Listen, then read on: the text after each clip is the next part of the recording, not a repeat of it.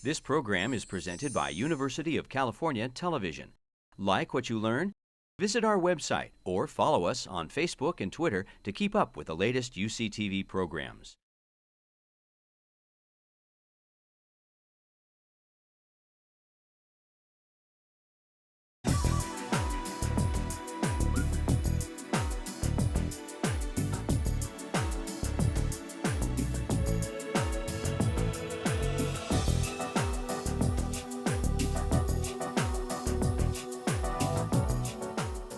So before we get started, we're going to be hearing from our partners in the health plan world, but we have some other partners that I also want to thank as we're waiting for our partners to get to their seats.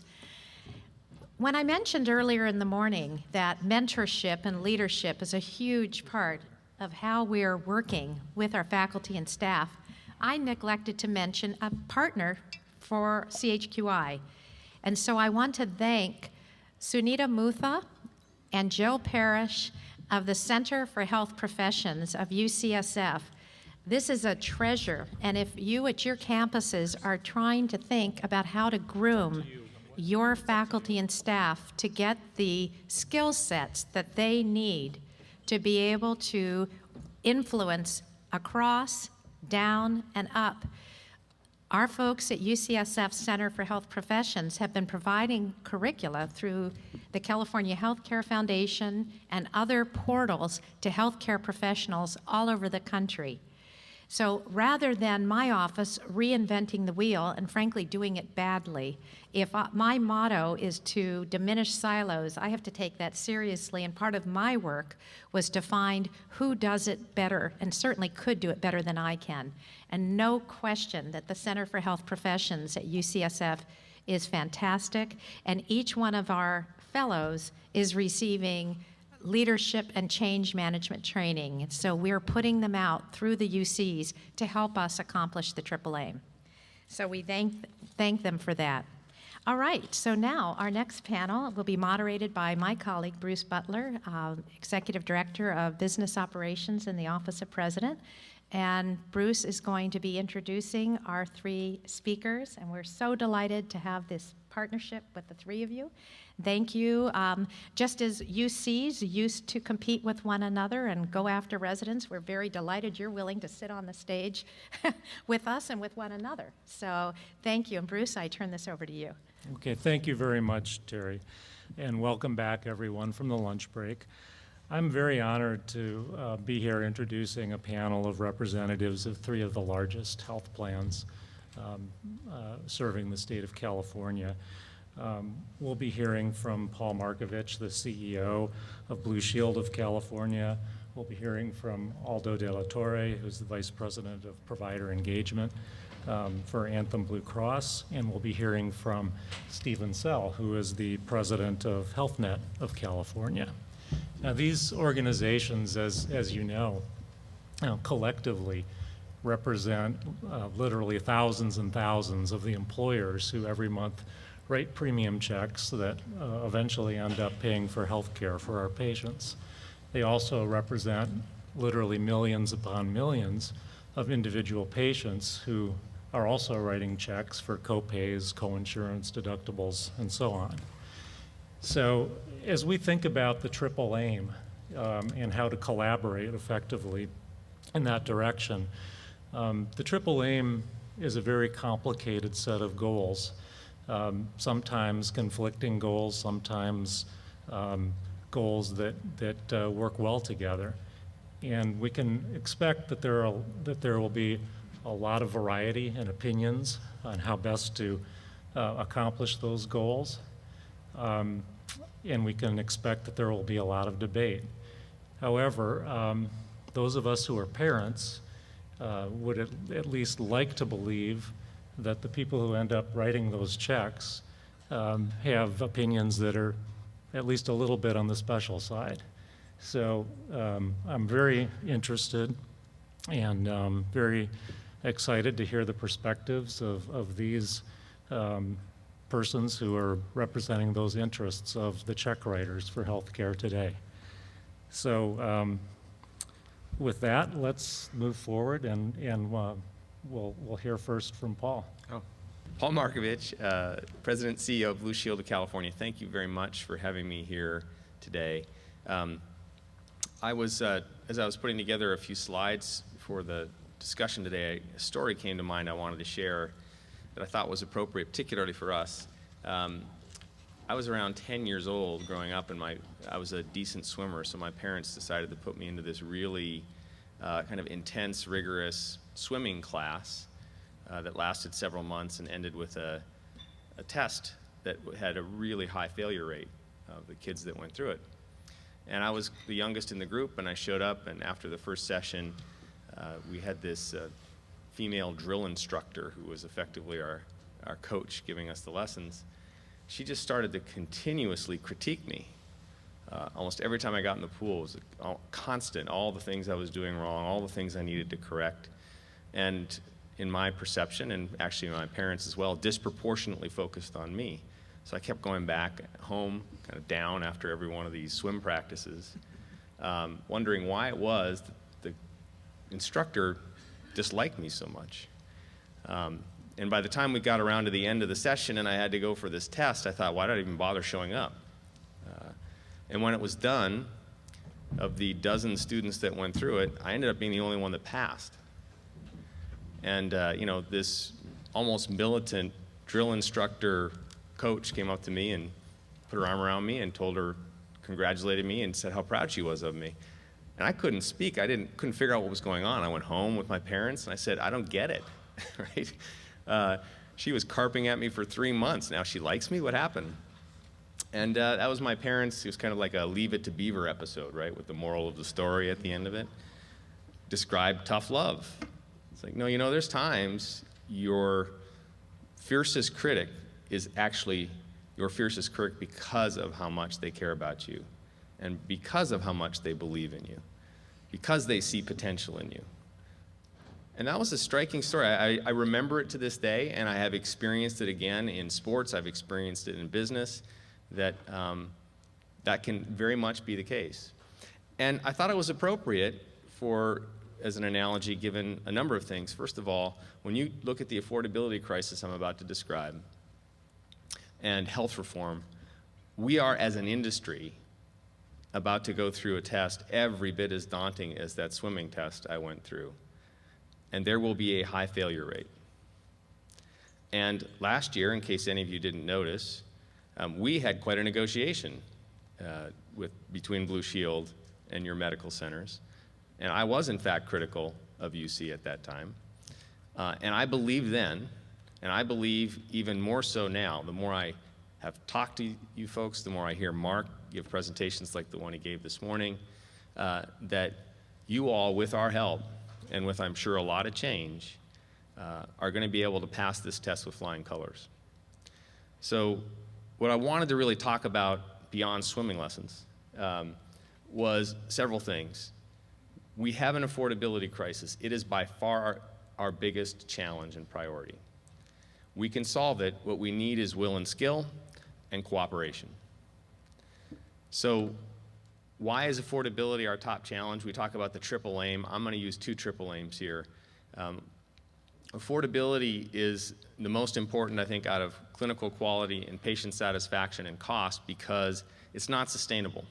And you'll see why in a moment. Whereas, while it's incredibly important to improve quality and the patient experience, and I'm passionate about that, I wouldn't argue that those are on unsustainable paths, whereas cost clearly is. Fortunately, we need to improve quality in order to improve affordability. So I do not see any tension whatsoever between those goals.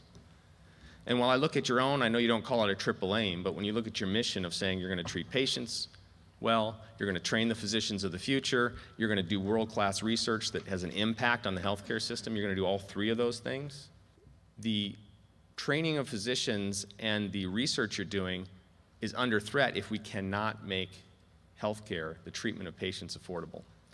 And so for all those reasons, affordability is really what allows us to keep pursuing both of these triple aims. Here's what I mean by it not being sustainable. This is data from 2009.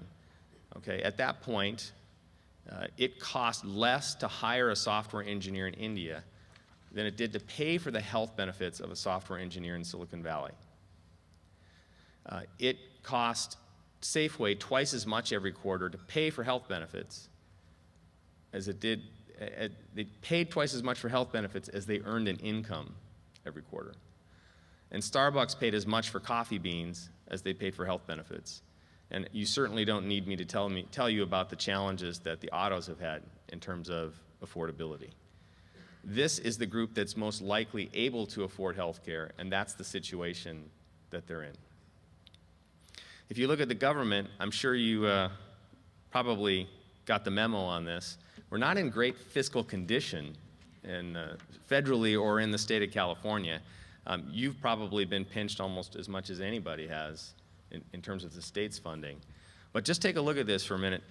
Currently, the entire federal budget takes up about 20% of gross domestic product, or 20% of the economy. Within 60 years, status quo, Medicare and Medicaid alone will take up that much of the gross domestic product if nothing changes. And so the idea that we're just going to keep going where we're going and be able to afford it clearly isn't going to happen. Consumers can't afford it either. This is how much of the last decade or so. The blue line is how much health premiums have gone up. The green line is how much wages have gone up. And currently, if you look at the total all-in cost of health care, like what Blue Shield offers, and median income, it takes the average family of four in California, over 25% of their gross income is what a health care policy costs for that family of four, and it's rising. Okay? So my point of all this is to say that the money just is not there to pay for trends that we have been experiencing up until this point. It is not sustainable, right? What drives it?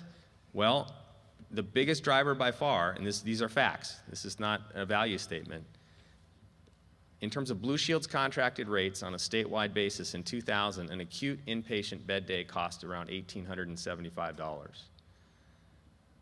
Apples to apples, 2012, it's over $6,600.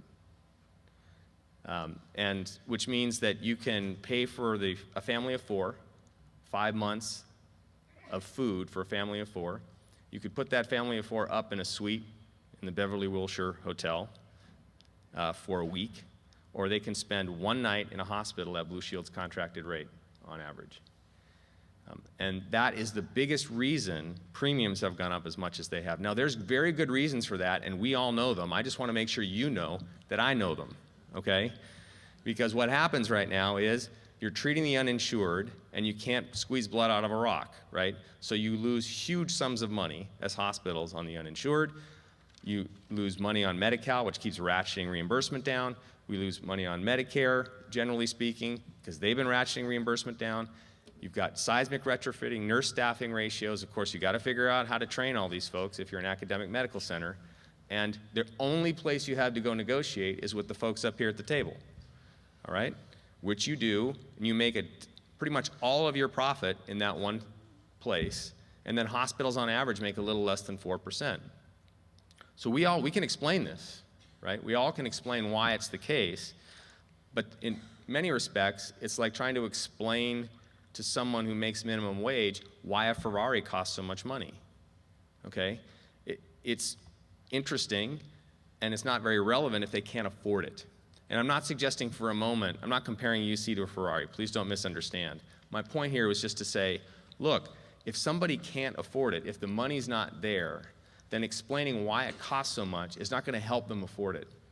Our job is to figure out collectively how to make this financially sustainable for all of you and for all of us at much lower revenue trend rates so that it is affordable to them, right? Now, one of the other things that pops up in these conversations is, well, we're worth it because we're higher quality, just generally. Again, this is not a UC-specific thing. These are all our hospitals plotted on a relative cost, case mix, severity adjusted basis, and a relative quality basis. And there is a prize for anyone that can find a relationship between these two things. There's a lot of scientists out here, I know, a lot of people that would probably know math pretty well. We've yet to be able to find a connection between the two. So as we looked at this, we said, okay, fine, that's the picture. You understand it. We understand it. That's our challenge. What do we do about it? And what's clear, and this is not, I think, unique to Blue Shield, but what is clear is traditional methods won't solve this crisis. If we stay in the same working relationship as we've had in the past, it's not going to work. We've taken a look at this. We've benchmarked the country, we've benchmarked the state, and said, okay, if we just were the best of the best at all these different things, what would happen to our price within 10 years' time? And it turns out our prices would double about a year later than they otherwise would. So instead of doubling in 8 years, they double in 7 years. Okay? That does not help us out. We need to break out of that box, think differently, work differently, be far more collaborative if this is going to work. So as I said at the beginning, we need will and skill. Will meaning it's a priority for all of us to say, and it's our top priority, to figure out how to make the system affordable and apply that everywhere. How do we train physicians in a way that's less expensive and highly effective? How is it that we do research that really helps drive affordability in the system and make that a priority, right? Skill. There's a whole bunch of things we need to do. This is not an exhaustive list, but pooling a large, statistically significant population in a concentrated geographic area, figuring out how to forecast what they're going to cost, and then finally being able to mobilize and manage that population in a way that lowers the cost are the key skills that are going to be required. This is my last slide. This is one of the main reasons I said at the beginning how excited I am and how convinced I am that you and we are ready to work together in a way to solve this issue, which is we're already doing it. Last year, the City and County of San Francisco, which has been experiencing high single-digit, low double-digit premium trends for about as far as the eye can see, we sat down and said, we're going to change that. We're going to work together with UCSF, with Hill Physicians, with Dignity Health. In this area, we're going to take that population and we're going to make the healthcare trend 0% for that group, 0%.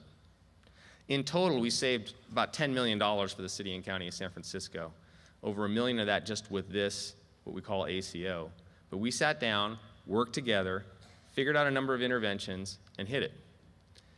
And this is the way, I think, whether it's this way or different alternatives, setting this up, lining up our incentives, figuring out how to work together much more closely, whether it's with Blue Shield or another health plan, I think is the way that we're going to try and solve this affordability crisis and pass our swim test. So with that, I thank you.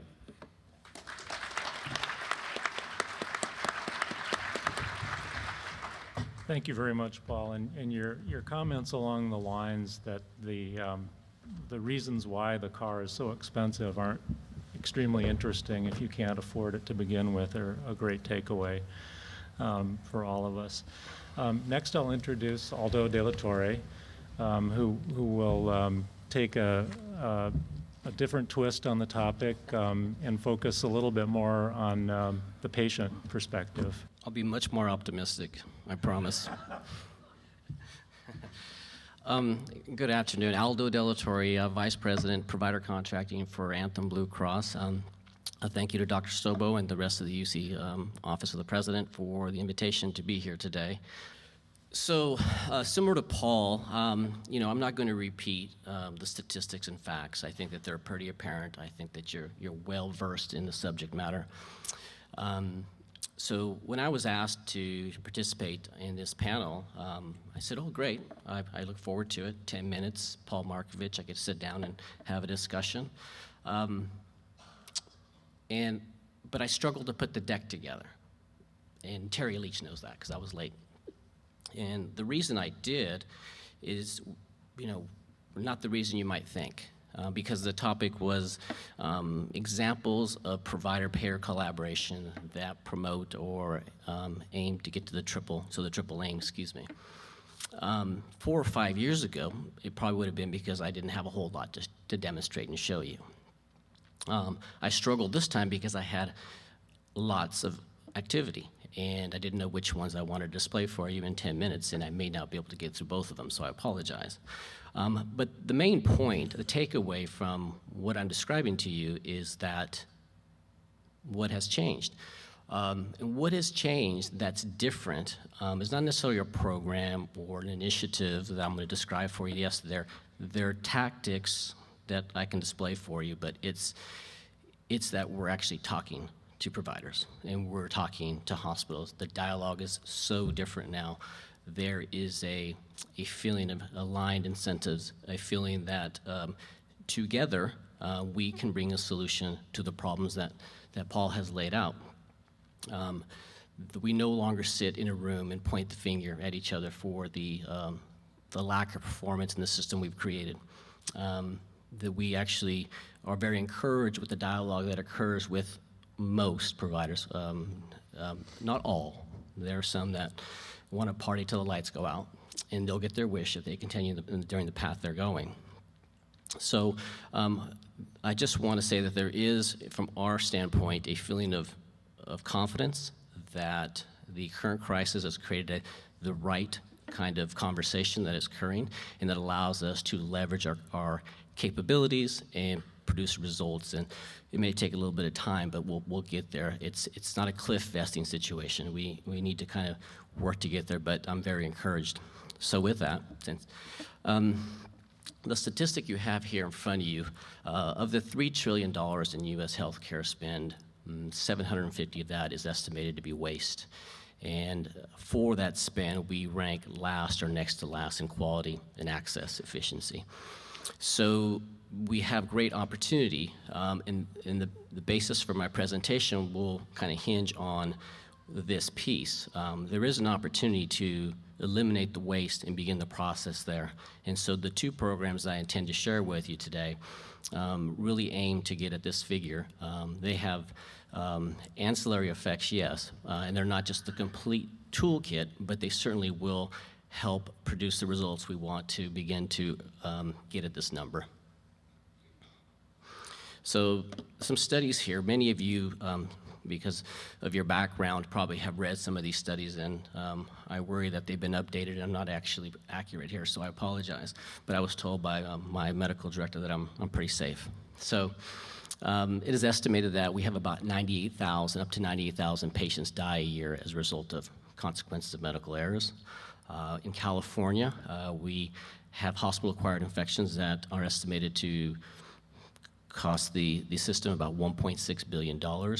So we can go on, and there's studies, more studies that would suggest that there's a huge opportunity to produce some results in this area. And so one of the programs I want to introduce to you today is one that Anthem participates in, but it benefits the entire community. It is not the sole program. There are other efforts, similar efforts, but I think it's a demonstration of how Anthem has reached out, or how the partner parties, Anthem, Blue Shield, HealthNet, all folks, I think, aspire to have similar programs. We all understand that it's really about execution. But today's is just kind of an introduction to the Patient Safety First program that Anthem funded. We played a role in it. Obviously, there are many other parties, and I think the takeaway here is that it was a collaborative effort between a payer and a provider organization and the hospitals in themselves. So again, demonstrating back to my earlier point that these are collaborative efforts where the system has come together to try to produce some results. So the Patient Safety First initiative is a California health partnership.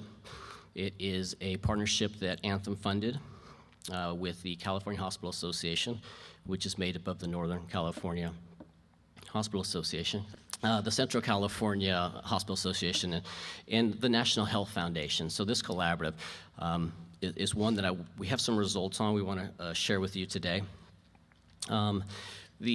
Anthem's role in this program was to fund an initiative.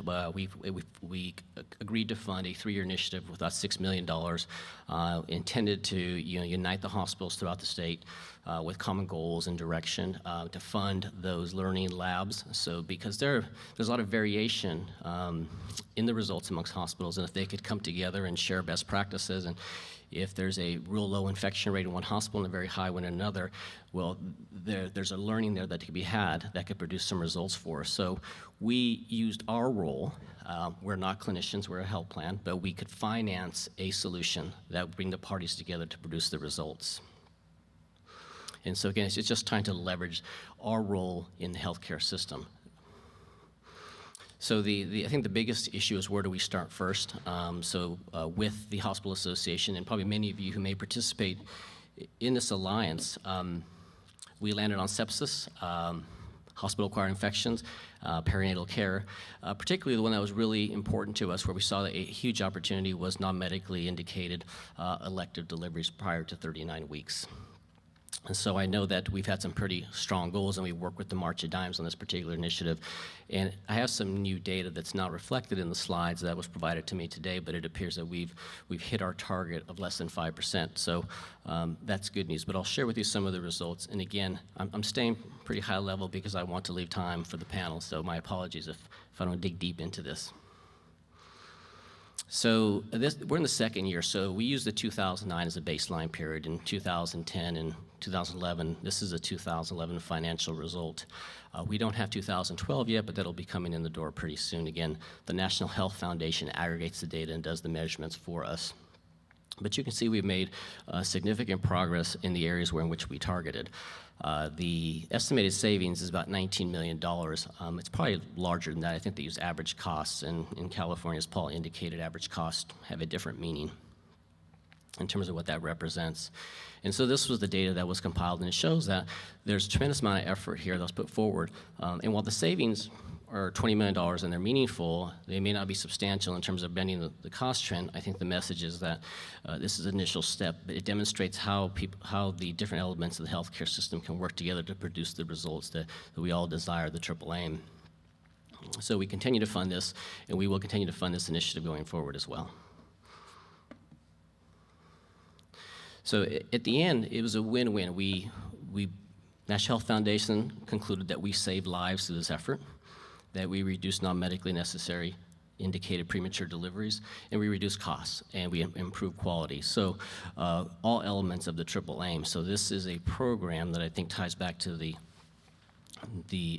title of this particular segment of your conference, where partners, where providers and payers have collaborated to produce results. I also want to share with you that, and this is, we try to tie our programs together to have consistent results. And what I mean by that is we want to make sure that they all link up. So Anthem, I believe, last I checked, was the only carrier that offers a quality hospital incentive program. And many of those measures in our patient safety program are embedded in the quality hospital, the QHIP program, quality hospital program, bonus program. And what's interesting here is that this is 686 hospitals, 70% of the Anthem admissions throughout the country. This is a WellPoint slide. It is not an Anthem Blue Cross slide.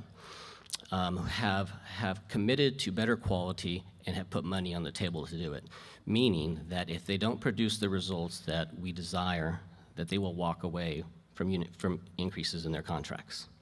If they achieve the results, then they will materialize. They will get what they negotiated. But it is again, the message here is that you have now hospitals for the first time willing to contribute to the quality issue, and so much so that they're willing to put financial resources at risk to back up that commitment. The second program is what we label a patient-centered primary care program at Anthem. It's also known by many names. It goes by ACO, it goes by AICU, it can go by patient-centered medical home. In the end, we're just trying to get away from acronyms to begin with.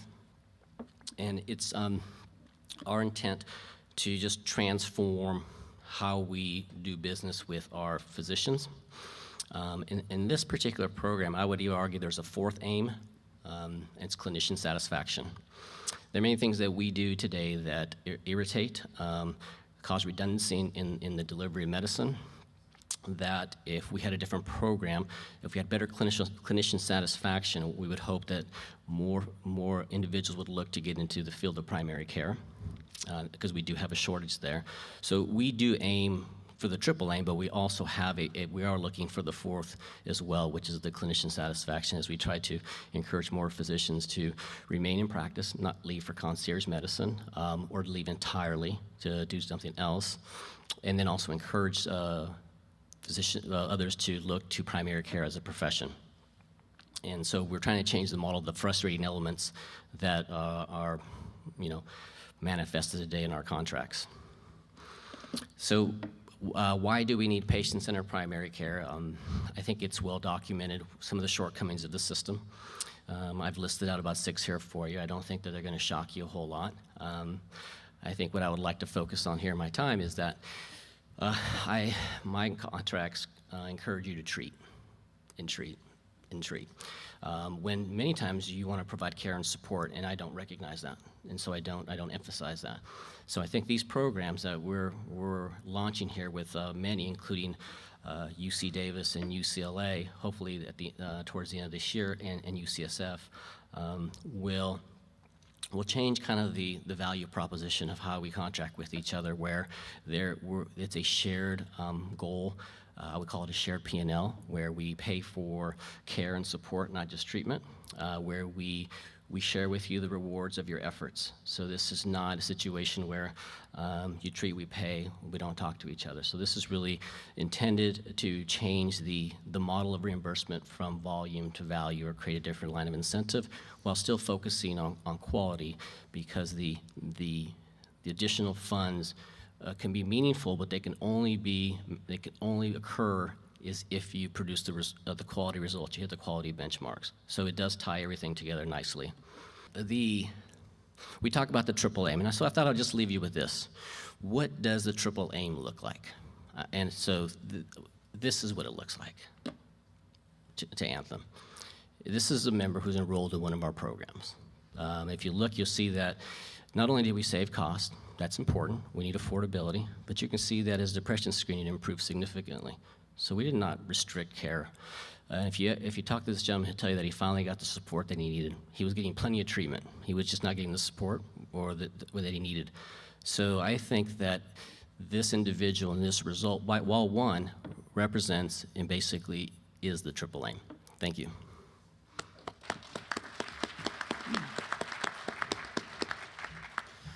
Thank you very much, Aldo. Many of us that have spent most or all of our careers in the healthcare system sometimes get a little bit brainwashed that high quality is correlated with high cost. And the scatter plot that Paul showed, and Aldo's comments demonstrated that in fact the opposite can be true. And we also heard that from some of the exciting work from our fellows this morning, so that's extremely encouraging. I'm beginning to suspect that it's not a coincidence that the last speaker in our series here will be addressing population health, after we've heard about quality and the patient experience, and after we've heard about the affordability crisis. I think those 3 things represent something called the triple aim. So please welcome Steve Sale from HealthNet. All right.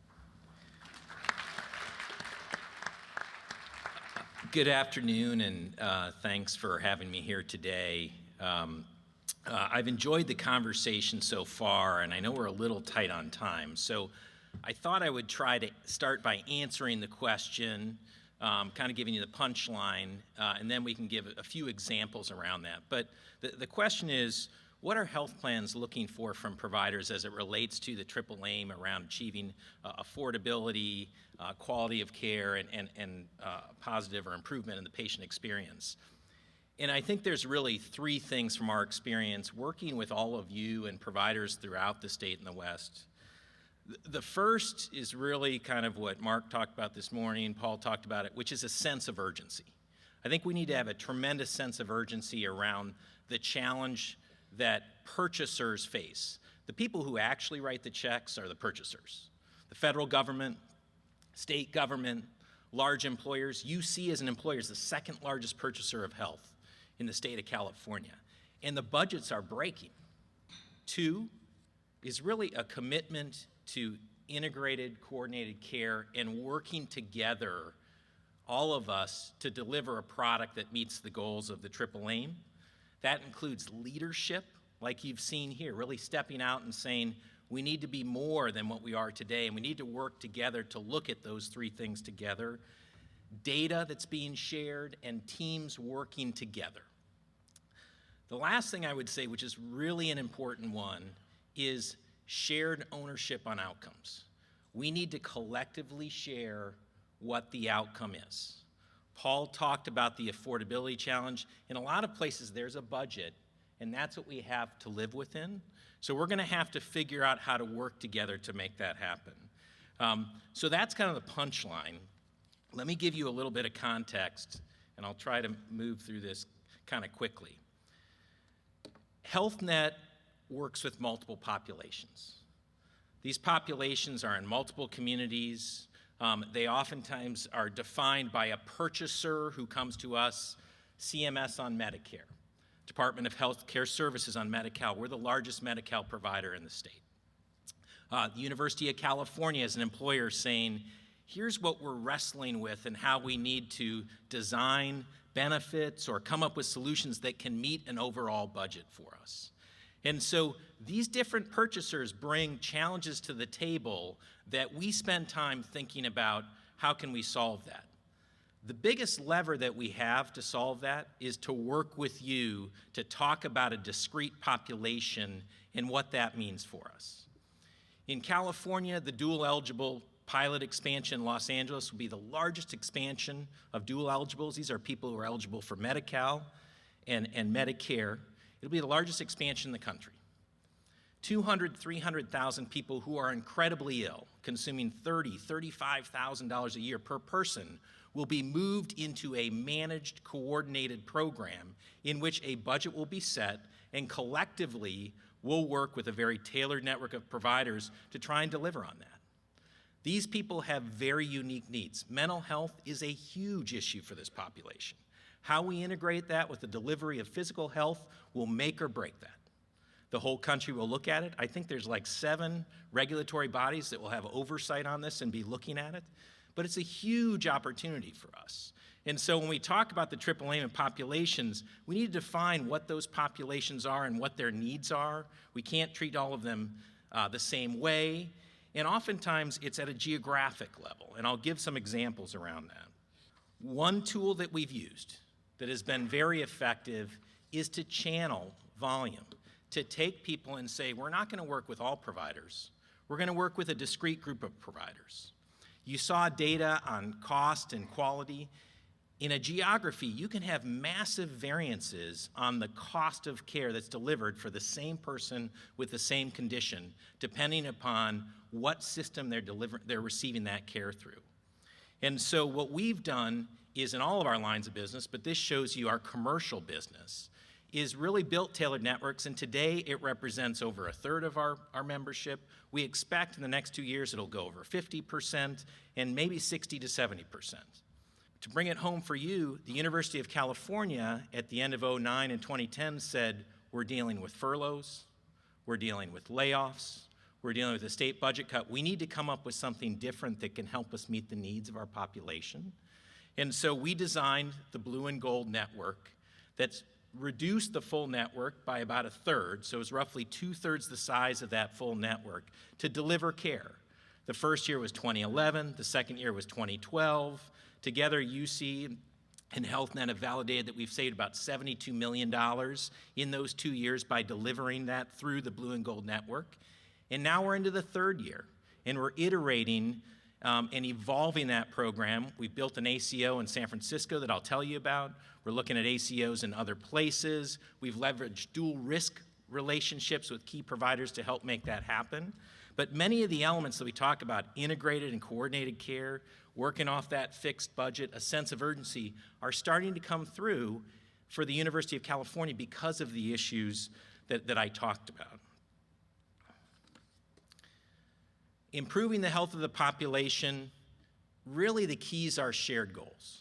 How can we work together in San Francisco, in San Diego, in Los Angeles to say, what are the issues that this population is facing. How do we set a budget? What does that mean for the emergency department? What does that mean for inpatient? How can we work on care transitions in a better place? What about alternative types of delivery? You had a rich panel on telemedicine, huge opportunity to meet the needs of people in an accessible way and do it at a more affordable price. Retail clinics, another place that's evolving over time. All of that are tools that are available to us to serve the needs of the population. We spend a lot of time in integrated partnerships identifying people, and we tend to place them in buckets of care that could be delivered to them. Who are the people with the greatest need? What's the right place for us to deliver that? In the old model, in which we're a check writer and you're the delivery arm, that's not very coordinated. The new model is really around, we don't care whether we do it or whether you do it. The most important thing is that that individual gets the right care at the right time. In a state like California with various delivery models, that may be different in San Diego versus in Sacramento. And in San Diego, it may be different from two delivery systems because the tools that they've got are different. So we need to link together through provider portals, by getting that data together, by having regular governance reviews around a population to say, how are we doing and continuing to improve it? On reducing per capita costs of care, the simple point of this is there are a range of payment models that we've got. If you move from the left to the right, you find yourselves getting much more integrated, much more moving towards a budget-based approach, and you find yourself in a world in which things are much more coordinated, shared, there's greater transparency between us, and when we talk about that shared outcome, you have a regular idea around how you're doing around that. Different parts of the delivery system have different capabilities as it relates to this. And I think part of our challenge as health plans is to meet you where you're at, and you may be in one place in LA and another place in San Diego, to work with you on that evolution. But we want to move you along this model over time so collectively we can meet the needs that I talked about and the goals at the very beginning. A quick example is the difference between a shared risk model versus a dual or full risk model. The simple explanation around that is there's a budget for physician services and fee for service that's shared risk between us on the facility side. The other is there's a global risk that there's a budget that we all manage to. When you normalize this and you look at it in California, on average, when you do it on a budget-based approach, you run 22% less than you do on a shared risk model. There are many models that go beyond this. As you move from the bottom up to the top, you begin to get in an ACO budget in which it's not just a global budget, but it's a global budget which is a three-way share. So in San Francisco, we set a target for 2013, which was a 0% trend. That was 10% less on a base of about $66 million. So the savings is roughly $6 million to the University of California. If we miss, HealthNet will write a check, UCSF will write a check, Hill will write a check, and Dignity will write a check. That is shared accountability. We are all in the check writing business is my message as we look at coordinating and doing this together. And so that creates really great incentives. Earlier this week, we had our governance meeting model. Reese Foley from UCSF was there, Daryl Cardoza from Hill. We were saying, how can we work this in a better way? Is the clinical team getting what they need at the ground to affect things? We approved a $200,000 budget for the clinical team to empower them on the ground to be making smarter decisions so they wouldn't get caught up in the bureaucracy of our organizations.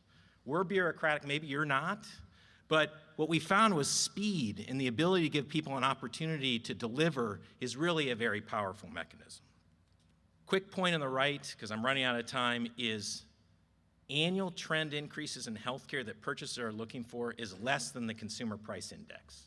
They're looking for 2s and 3s. We've been up in the 8, 9, 10, 11. That's Paul's point about it's not sustainable. But that's what's happening and is forcing us to work in a different way, which from my perspective is tremendously exciting and gives us great opportunity. The individual experience of the member, I would tell you that all of us up here in coordination with you are lagging Kaiser. The individual experience data that people are having in the Kaiser system relative to what they're having through us, no matter which plan you're talking about, there is a gap. The way we will close that is by coordinating and giving people what they need at the right time, regardless of who delivers that service. We will integrate data, we will link it into a portal that they're able to access. All of that will enable us to retain people who want to get their care through us and meet the savings goals that we've got. That individual experience is incredibly powerful, and we're moving to a world in which individuals are going to have more choices about where they want to go. So to be successful, we're going to need to work together to do that. Real quick on this is what we did in San Francisco, saved $6 million. It really was around shared accountability and governance, worked really hard to say, how can we manage the overall population and improve it overall, and so set discrete initiatives that we work around to do that. The integration of behavioral with medical is a key part of that. Repatriation, it's a defined network. We've never really thought about if someone goes someplace else to get that care, how do we handle that? When it's a defined network and there's a budget and we're all on the hook, we're working a lot harder on how do we get that person into UCSF? How do we get them into Hill so that they can get their care managed and delivered through us? And we've set up a care transitions manager who can work around that member experience. Just in the last month, we had someone Friday night ready to make the move from the hospital to a skilled nursing facility. We had a transportation gap. We couldn't get it closed. In the past, that person would have spent the weekend in the hospital. Superstar case manager worked really hard in coordination with others to make that happen and get that person there. Better experience for the member, better on the cost side, and overall better for the population. So wrapping up, we're looking for a sense of urgency. We're looking for a commitment towards integrated and coordinated care. And finally, shared accountability around outcomes. Thank you.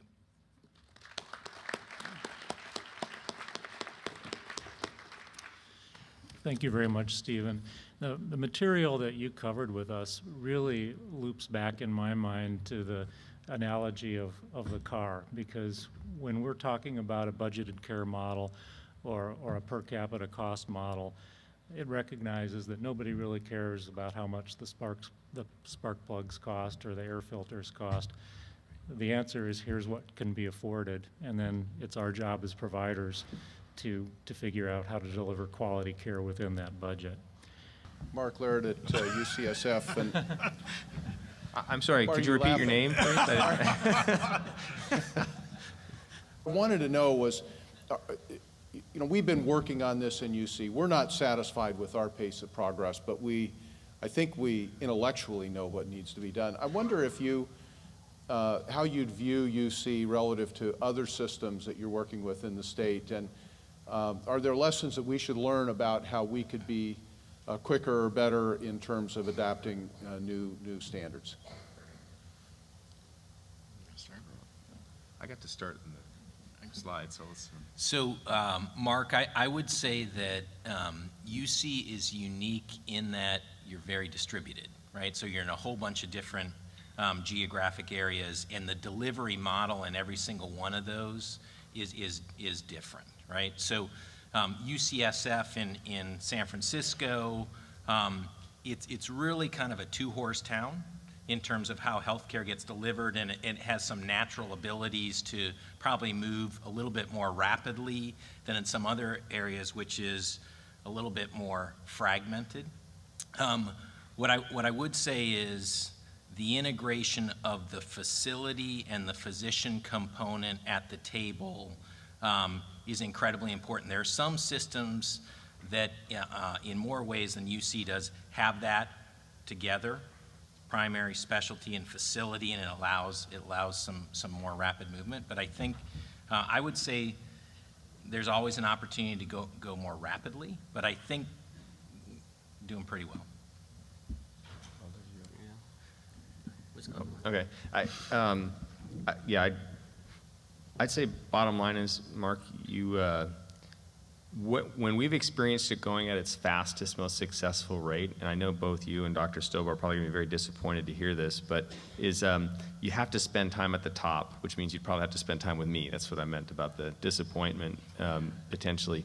It really has to start at the top of the organization with a philosophical commitment, and then we have to figure out how we're going to break through our behavioral norms within our organizations. And I have, we had the biggest head start with Hill Physicians and Dignity Health in Sacramento, where we've been working on this the longest.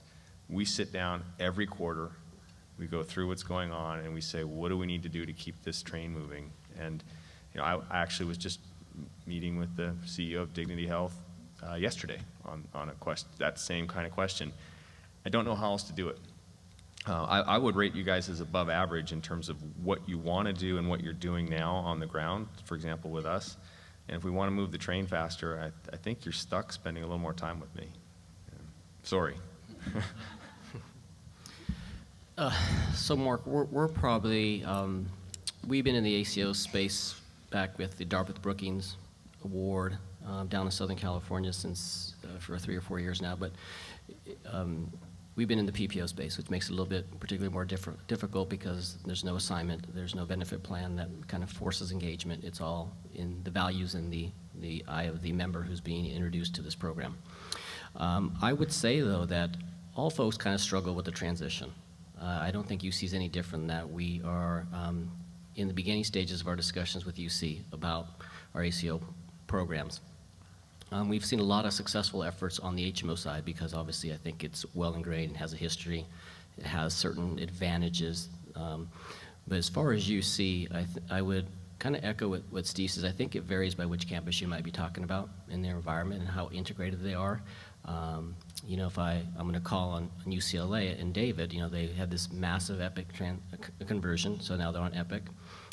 They're well organized. The data flows can happen much quicker. So I think that the speed of adoption is based on how quickly we can get the data integrated into your workflows. It's not enough to say, here's a report or here's a website, go click on it. Yeah, your physicians are very busy. There has to be a way that the data makes its way into your records so they can integrate. So I think the adoption, if you're philosophically aligned, that's the right way to go. That's the first step, right? 2, we can make the financial model work. It's pretty straightforward. I mean, there's no secret sauce, I don't believe. There may be some variations here or there. I would agree with Paul. It all depends on how important it is to you to emphasize that to the staff, that this is the way we need to go, and we need to partner in a very different way. But I would think that the adoption level between you and the other groups is based on the care management capabilities inside the organization and the IT infrastructure that exists. Those are 2 highly correlated features to successful ACO.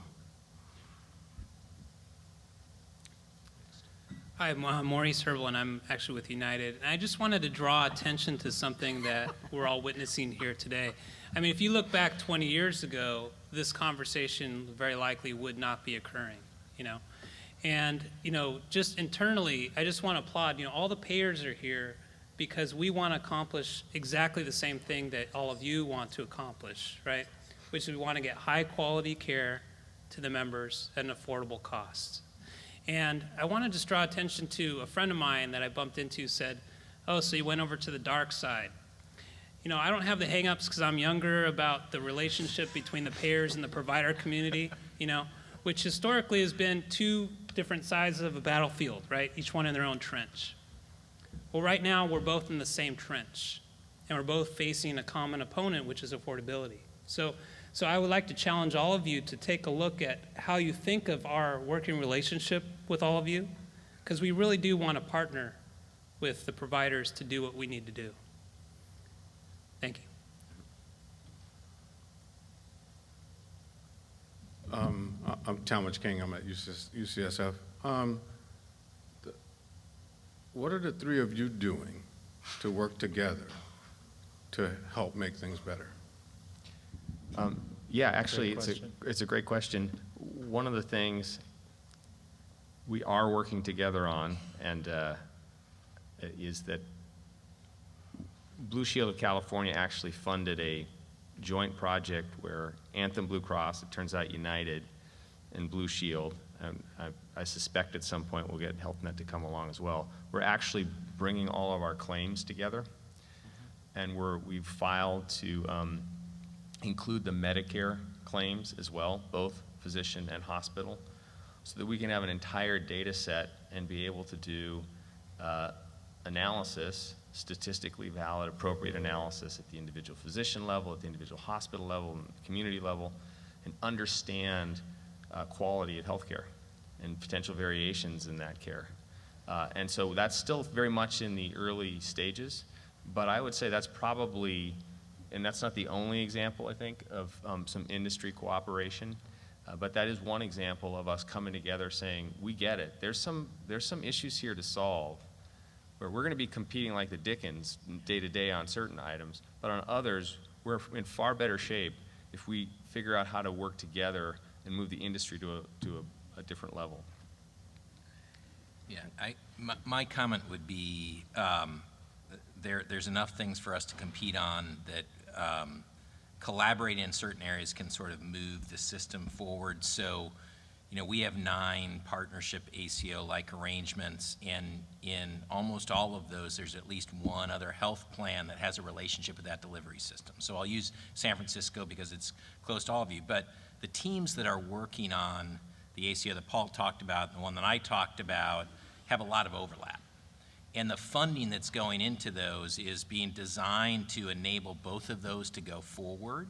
And so there's a lot of coordination, collaboration. We can't look at the population that Paul's talking about and vice versa, but I think when you think about the teams, when you think about the data norms, when you think about the platforms, there's a lot of opportunity for standardization that can help that. Can I follow up for a second? 'Cause You can. I can't see how, well, I have trouble buying the argument that it costs too much. And that's the problem. Because until the people with the money decide that they really are going to work together to help reduce some costs. So as a doctor, one of the things that would change my life overnight if I had one form to fill out for everything that I do. I mean, and there's no movement to really make that happen, so that it makes it very easy for me to do it. And so I think most of us really, we see the numbers, but when we quietly sit down by ourselves and look at it, we don't really believe you. We don't believe that it's really that big a problem. We know that at the end of the day, we are spending the money, and really, people are not really trying really hard to do it, because all we're doing is playing at the edges. And if we really wanted to make the system work, we'd develop universal health care. We don't want it to work.